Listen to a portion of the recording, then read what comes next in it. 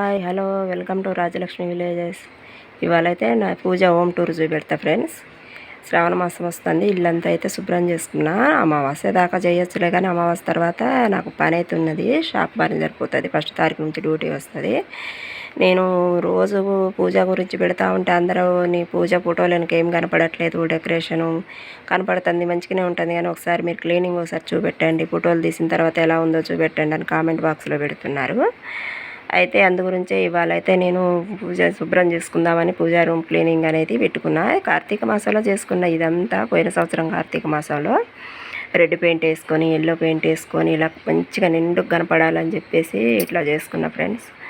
White పేదోటి stickers ఏమో మీషోలో అమెజాన్లో తెప్పించా ఫ్రెండ్స్. ఇవి అమెజాన్లో తెప్పించుకొని ఇలా వేసుకున్నాను నీట్గా. ఇదివరకు అయితే క్లాతులు వేసేది కానీ క్లాతులు తీయటం, జాడి వేయటం, చదరటం, మళ్ళీ వేయటం, క్లాత్ జరగటం ఇదంతా ఒక చికాకు అనిపించేది. ఇదైతే మంచిగా ఇట్లాగా మనము రోజు వాటర్ వేసుకొని పన్నీరు ప్లస్ గోమూత్రంతో మన పీరియడ్ అయిపోయిన తర్వాత కూడా గోమూత్రంతో వేసుకొని శుద్ధి చేసుకొని కొంచెం గోమూత్రంలో పసుపు వేసుకొని మీ పచ్చకర్పూరం వేసుకొని నీట్గా చేసుకుంటే మంచిగా అమావాస్యకు కానీ పీరియడ్స్ వచ్చినప్పుడు కానీ ఇలా శుభ్రం చేసుకుంటాను ఫ్రెండ్స్ నేను.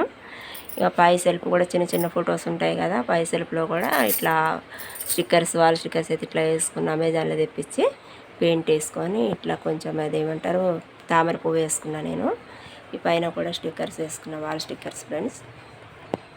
ఈ గోమూత్రమును రోజు వాటర్, పచ్చకర్పూరం, కొంచెం జవ్వాది పౌడర్ వేసుకొని అంతా కింద వేసుకొని నీట్గా అయితే తుడుచుకున్నా.